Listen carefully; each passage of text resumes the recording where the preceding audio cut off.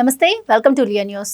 CM Chandrababu తనపై ఉన్నటువంటి అవినీతి కేసులను అధికార దుర్వినియోగం ఉపయోగించి మాఫీ చేయించుకుంటున్నారని, కుట్రపూరితంగా ఒక పద్ధతి ప్రకారం ఇదంతా చేస్తున్నారని, దీనికి అధికారులు కూడా వత్తాసు పలుకుతున్నారని, దీనిపై గవర్నర్ వెంటనే చర్యలు తీసుకోవాలని చెప్పి ఆయన డిమాండ్ చేస్తూ ఉన్నారు. అసలు మరి బొత్స సత్యనారాయణ గారు చేసినటువంటి ఈ వ్యాఖ్యలను ఏ విధంగా చూడాలి అన్న విషయాన్ని తెలుసుకుందాం. మనతో పాటు ఉన్నారు ప్రముఖ సీనియర్ అనలిస్ట్ అడుసుమల్లి శ్రీనివాస్ గారు. నమస్కారం అండి. నమస్కారం అండి. బొత్స సత్యనారాయణ గారు ఈరోజు చంద్రబాబు గారిని ఉద్దేశించి ఒక వ్యాఖ్య చేశారండి. ఆయన పైన ఉన్నటువంటి కేసులన్నింటినీ వరుసగా ఆయన మాఫీ చేయించుకుంటున్నారు, అధికార దుర్వినియోగానికి పాల్పడుతున్నారు అని చెప్పి. అసలు బొత్స గారు ఈ వ్యాఖ్యలు చేయడం ఏ విధంగా చూడొచ్చు అంటారు? నిజంగానే అధికార దుర్వినియోగం జరుగుతుందంటారా? చంద్రబాబు గారు అధికారంలోకి ఎప్పుడు వచ్చినా కూడా ఇదే విధంగా ఆయన చేస్తుంటారు కాబట్టి దీనిపైన ఒక పరిశీలన చేసి గవర్నర్ యాక్షన్ తీసుకోవాలంటున్నారు. మీ ఉద్దేశం ఏంటండి ఆయన వ్యాఖ్యలపై? ఇప్పుడు బొత్స సత్యనారాయణ గారి మీద చాలామందికి ఒక సాఫ్ట్ కార్నర్ ఉంటుంది. వాళ్ళు అరాచకాలు అన్యాయాలు చేసి మీకు రాజకీయాల్లో చాలా సాఫీగా పైకి రావాలంటే చాలా సమయం పడుద్దండి. చంద్రబాబు నాయుడు గారి లాగా చాలా తెలివితేటలు అదృష్టం అన్నీ కలిసి రావాలి, ఒక బేస్ ఉండాలి. అలాగే బొత్స సత్యనారాయణ గారు కూడా కలిసి వచ్చింది కొన్ని అంశాలు. డిసిసి జిల్లా బ్యాంక్ అధ్యక్షుడిగా అయిన తర్వాత రాజశేఖర రెడ్డి పుణ్యమాంపుడ ఎమ్మెల్యే అయ్యాడు, వాళ్ళ మిస్సెస్ ఎంపీ అయ్యింది. అక్కడి నుంచి తిరుగులేదు. ఇక 2004 తర్వాత అతను కంటిన్యూగా వచ్చాడు. మధ్యలో ఒకసారి 2014లో మన 19లో ఓడిపోయారు. అయితే ఆయన తన సంపాదన ఏదో తను చేసుకున్న, తన సామ్రాజ్యం తను సృష్టించుకున్న, తనకు ఇబ్బంది కలిగిన చోట తప్ప మిగతా చోట్ల అరాచకాలు తెగబడలా. ఆయన చేసిన వ్యాఖ్యల్లో అమరావతి గురించి ఇలాంటి కొన్ని సూటిపోటి మాటలు సిద్ధాంతపరంగా రాజకీయంగా కాంగ్రెస్ టీడీపీకి వ్యతిరేకంగా మాట్లాడితే దాన్ని కూడా నెగ్లిజిబుల్ పట్టించుకోకుండా ఉంటారు. అమరావతి మీద మాత్రం కొంచెం దుర్మార్గ వ్యాఖ్యలు చేశాడు. ఇక ఇప్పుడు చూస్తే చంద్రబాబు నాయుడు గారు కేసులు ఆయన కొట్టించేసుకుంటామేంటి?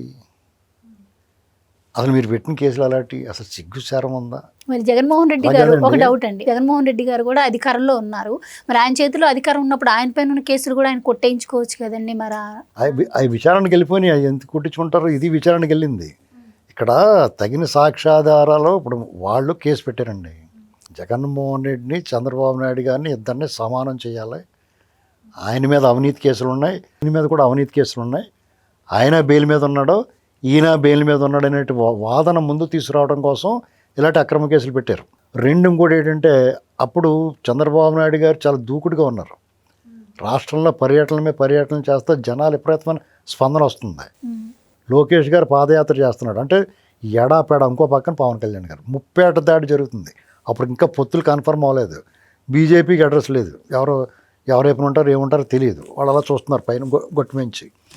ఇలాంటి పరిస్థితుల్లో ఎవరెవరు సహకరించారు ఏం చేశారు కానీ మొత్తం మీద ఈయన్ని దూకుడికి అడ్డుకట్టేయాలనుకున్నాడు చంద్రబాబు నాయుడు గారిని.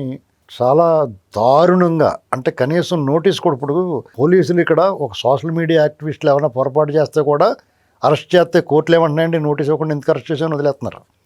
మరి చంద్రబాబు నాయుడు గారికి నోటీస్ ఇవ్వకుండా అరెస్ట్ చేస్తే ఎందుకు వదిలేదండి?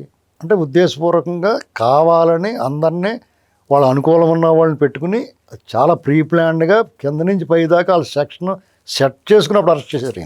ఎవరైనా సరే ఎలా చూసి అలాగే వేస్తారనమాట. అది స్పష్టంగా తెలిసిపోయింది. దాని మీద కంటెంప్ట్లు గట్ట ఏమి ఉండవు. నిజంగానే వాళ్ళు పొరపాటు చేశారు, చాలా తప్పుడుగా వ్యవహరించారు. వాళ్ళు కూడా చంద్రబాబు నాయుడు గారు పూర్తిగా అడగాల్సింది అడిగాడు. ఆయన వాళ్ళు వినిపించుకోవట్లేదు, వాళ్ళకి సహకరించాడు. నాడు నుంచి జైల్లో పోయాడు. 53 రోజుల పాటు జైల్లో ఉన్నాడు. వాళ్ళు అదో స్కిల్ కేసు అన్నారు ముందు, తర్వాత ఫైబర్ నెట్ అన్నారు, తర్వాత మళ్ళీ లిక్కర్ అన్నారు. రింగ్ రోడ్ కేసు, లేని రింగ్ రోడ్డు మీద కూడా కేసు పెట్టారు. ఇసుక ఫ్రీగా ఇచ్చిన దాని మీద కూడా ఇసుక ఫ్రీగా ఇస్తే ప్రభుత్వాన్ని నష్టం కలిగించాడు. ఇలాంటివన్నీ చేసి చంద్రబాబు నాయుడు గారిని ఇంకా బయట రానివ్వరు, లోకేష్ గారిని కూడా అరెస్ట్ చేస్తారు, ఈ పార్టీ పని అయిపోయిందని ఒక రకమైన భయోందోళన కలిగించడానికి ప్రయత్నం చేశారు. ఏమండి, దాన్ని చాలా ధైర్యంగా ఎదుర్కొన్నారు వీళ్ళు. జగన్మోహన్ రెడ్డికి చంద్రబాబు నాయుడుకి ఎప్పుడు సమానం అవరు. ఎందుకంటే జగన్మోహన్ రెడ్డి మీద ఉన్న కేసులు అక్రమాస్తుల కేసులు, చంద్రబాబు నాయుడు గారి మీద ఉన్న కేసులు అక్రమ కేసులు. ఈ వ్యత్యాసం అందరికీ తెలుసు, ప్రజలకు. అందుకని జగన్మోహన్ రెడ్డికి చీ అన్నారు. అయితే మరి ఇప్పుడు ఆయన వచ్చిన తర్వాత కేసులు ఇంకా లేట్ చేస్తాడు అనుకున్నా, అప్పుడే తీసి పడేయాలి కేసులన్నీ. ఆయన అదంతా కూడా సిస్టమేటిక్గా చేసుకున్నారు. ఏదైనా సరే ఆధారాలు ఉన్నాయి లేదా, మీరు ఆధారాలు లేకుండా ఎందుకు పెట్టారు కేసు? ఆధారాలు ఉంటే ఈయన వల్ల వద్దా? జగన్మోహన్ రెడ్డి అరెస్ట్ చేయడంటే, ఆయన మీద కేసులు ఉన్నాయంటే ఆధారాలు ఉన్నాయి, ఆయన రిమాండ్లో ఉన్నాడు, విచారణ స్థాయికి వచ్చినాయి. మరి చంద్రబాబు నాయుడు గారి మీద కూడా ఆధారాలు ఉంటే మరి ఎందుకు తీసేస్తారు కోర్టు? అది కూడా న్యాయబద్ధంగానే జరిగింది కదా. మీరు కోర్టు కేసు కట్టారు, కోర్టు ద్వారా రిమాండ్ వేశారు. ఇప్పుడు కూడా ఎవరైతే ఫిర్యాదు చేశారో వాళ్ళు మా తప్పుడు కేసు ఇంకా పలానా పోరంబో కూడా పెట్టించాడు మా చేత అని చెప్పేసాడు. అవునా కదా? మరి ఇంక దాంట్లో తప్పే ఉంది. మీరు చెప్పండి. ఆ వాసుదేవరెడ్డి అదేడా నువ్వు ఎలా కేసు పెట్టావు అంటే నువ్వు పెట్టమన్నావు, పెట్టానా బాబు, నాకు అసలు దానివల్ల నాకు తగులుకుంది బేరం అని చెప్తాడు అతను. జగన్మోహన్ రెడ్డి ఇప్పుడు ఇతను మాట్లాడకూడదు. బొత్స సత్యనారాయణ గారు ఇప్పుడు బొత్స సత్యనారాయణ, పేరు నానైనా, జోగి రమేష్ వీళ్ళకి ఒక అంబటి రాంబాబు వీళ్ళకి ఒక జ్ఞానం ఉండాలి. జగన్మోహన్ రెడ్డి, బొగ్గన రాజేంద్రనాథ్ రెడ్డి, శ్రీనివాసల్ రెడ్డి, నర్సాపేటలో పోటీ చేసినోడు కాసు మహేష్ రెడ్డి, గడిగోడ శ్రీకాంత్ రెడ్డి, లేళ్ల అప్పిరెడ్డి, ఇలాంటి వాళ్ళు మాట్లాడించండి. మీరు ఎందుకు మాట్లాడతారు? వాళ్ళు మాట్లాడరా? మీరే మాట్లాడాలా? చంద్రబాబు నాయుడు అక్రమ కేసులు మా చేత తిట్లు తినడానికే ఏంటండి? మీరు పెట్టిన అక్రమ కేసులు పెట్టేసి అంటే మీ ఇష్టమైనట్టు ఎవరి మీదైనా కేసు పెట్టేసి పై ఓడి కింద అందరూ పక్కోడు అందరూ సహకరిస్తున్నారు కదా అని చెప్పేసి చంద్రబాబు నాయుడు గారు అటువంటి పెట్టేసేసి మీరు ఏదో సునకానందం పొందారు. రేపు వద్దని జగన్ లోపలికి వెళ్ళిపోతున్నాడు. ఏం చేస్తారు మీరు? ఖచ్చితంగా వెళ్ళిపోతాడు. ఎందుకంటే మీలాగా రేపు మళ్ళీ మాట అనిపించుకునే రకం కాదు వీళ్ళు. పెర్ఫెక్ట్ ఎక్కడికక్కడ ఇష్టపడు. అతను అనిల్ చోక్రా అనేవాడు చెప్పాడు ఆ డొల్ల కంపెనీకి ఎక్కడెక్కడ అంత డబ్బు పంపించాడు. పరకామణి కేసు తెలుస్తుంది, మద్యం ముడుపుల కేసులో బుక్ అవుతున్నాడు. పరకామణి కేసులో కూడా చివరికి వచ్చి ఇతని దగ్గరికి వచ్చి ఆగుద్ది. కల్తీ నెయ్యి దగ్గర కూడా ఇతని దగ్గరికి వచ్చి ఆగుతుంది. అన్ని కేసుల్లో అన్ని నేరాలు చేసి ఆల్రెడీ పాతే కాకుండా కొత్తవి కూడా చేసి ఉన్నవాడు. ఇది కాకుండా ఇంకా పెద్దిరెడ్డికి సంబంధించి చిన్న పెద్ద ఇలాంటి కేసులన్నీ చుట్టుముట్టేస్తే జగన్మోహన్ రెడ్డి ఎవడు కాపాడతాడు? ఎవడో కాపాడలేని విధంగా బిగుతున్నారు. ఇప్పుడు పైన కూడా కొత్తగా సుప్రీంకోర్టు చీఫ్ జస్టిస్ వచ్చాడు. ఆయన అడ్డదారిలో రావటం, అర్ధరాత్రిగడ బెయిల్ పెట్టించడం, ఇవన్నీ తీసి ఎత్తేడు జెండా. మాది ముందు పెట్టండి అని చెప్పేసి ఓవర్టేక్ చేసి క్యూ తప్పించుకుని రావటం, ఇలాంటివన్నీ ఆపేయాలి. అన్నీ ఆపేయాలంటున్నాడు.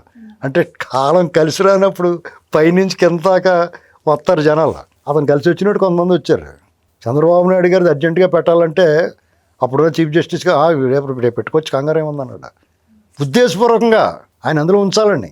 ధర్మం సహించదండి ఈ అన్యాయాన్ని. అంటే ఈ కేసులను ఎదుర్కోలేకని ఈ విధంగా అడ్డదారులు దొక్కుతున్నాడు చంద్రబాబు, వ్యవస్థలను ఈ రకంగా కలుషితం చేస్తున్నారు అని చెప్పి అంటున్నారు. మీకు వాళ్ళు 100 పందులు దొల్లిన బురద నాది పన్నీరు వాసన అన్నట్టు ఉన్నదండి.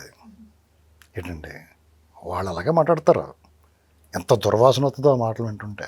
కానీ మనం ముక్కు మూసుకుని మనం కూడా సమాధానం చెప్పకపోతే అదే నిజం అనుకుంటారని మనం మాట్లాడుతున్నాం. నేను దూషించలేకపోతున్నాను బొత్స సత్యనారాయణ గారిని. అంత పెద్ద మనిషి అలా మాట్లాడకూడదు. సిగ్గు శరం మానం మరి అన్నేళ్ళు వచ్చిన తర్వాత కథ సిగ్గు ఉండాలి. మీరు పెట్టిన కేసులు అలాంటిగా నీకు తెలీదా? నీ గుండెల మీద చేసుకుని చెప్పు. అందులో అవినీతి జరిగిందని నువ్వు తెలుసా? నిజంగా అందులో అవినీతి జరిగింది అనుకుంటే మరి మీరు మేసేసిన మేత అంతా ఈ రాష్ట్రాన్ని సిగ్గులేదా మీకు? మీ బతుకులేంటి? ఒకప్పుడు రాజశేఖర రెడ్డి దగ్గర మొదలెట్టి బొత్స సత్యనారాయణ వరకు మీ బతుకులేంటి? ఒక 30 ఏళ్ళ క్రితం మీరు ఏం కష్టపడ్డారని, ఏం మట్టి మోసారని మీరు ఇవాళ ఆస్తులు సంపాదించారు? ఎక్కడి నుంచి వచ్చింది ఇది? మీరు ఏదైనా ఒక సంస్థ పెట్టి అనేక వేల మందికి ఉపాధి కల్పించి ఇదిగో నీ పరిశ్రమ పెట్టిన పెద్ద ఉన్నాయని చెప్పు. జేబులు కొట్టేయటమే కదా మీది. ఎంతనే సామూహికంగా జేబులు కత్తిరించారు మీరు. అంటే ప్రజలు సొమ్ము దొబ్బేశారు. ఇక మీరు ఇంకా ఎలాంటి మాటలు మాట్లాడితే చాలా సీరియస్గా మాట్లాడాల్సి వస్తుంది. ఒళ్ళు దగ్గర పెట్టుకుని మాట్లాడాలి. చంద్రబాబు నాయుడు గారు అడ్డదారులు వెళ్ళాలనుకుంటే మీరు అసలు రోడ్డు మీద తిరుగుతారో మాట్లాడగలుగుతారు? మీరు ఈపి సెట్లు కొట్టి లోపలేసేస్తారు అందరినీ. మీ జగన్మోహన్ రెడ్డిలాగా ప్రవర్తించుంటే గుర్తుపెట్టుకుని వ్యవహరించాలి. Thank you so much. Please subscribe to Leo news for more videos.